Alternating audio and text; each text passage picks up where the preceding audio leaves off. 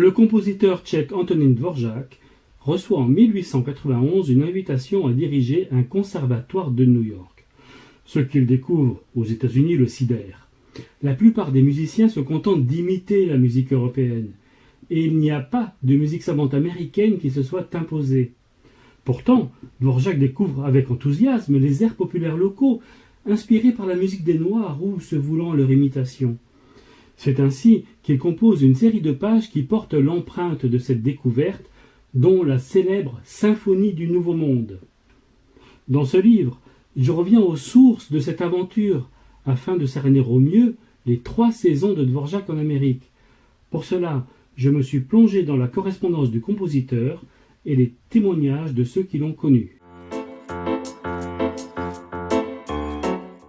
J'ai voulu repartir des sources originales, au lieu de reprendre ce qui a été écrit plus tard.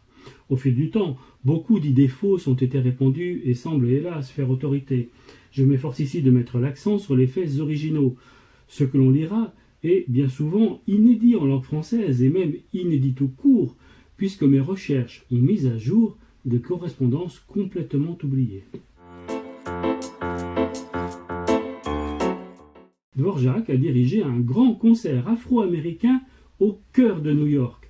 On imagine ce que cet événement avait d'extraordinaire pour l'époque. Et on a oublié qu'il a voulu écrire sur place un opéra sur une histoire indienne, le chant de Hiawatha, sans toutefois parvenir à ses fins. Il paraît également avoir songé à s'installer en Amérique et peut-être même devenir américain. J'aborde aussi ses rencontres avec Nikola Tesla, le grand savant installé comme lui à Manhattan.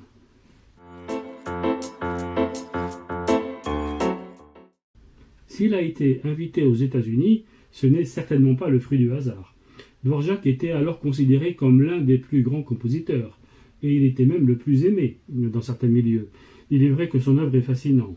Opéra, oratorio, symphonie, musique de chambre, lieder, il avait abordé avec bonheur un grand nombre de formes musicales.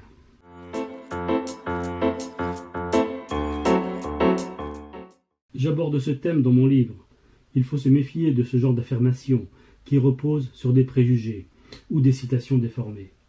En réalité, si l'on reprend la parole du compositeur, il s'avère qu'il a voulu adopter un langage différent aux États-Unis. Cette symphonie, comme d'autres pages de cette période, porte la marque de cette volonté. J'ai voulu dépasser le seul cadre musical. Ce récit s'adresse à toute personne curieuse des rapports de civilisation entre l'Europe et l'Amérique.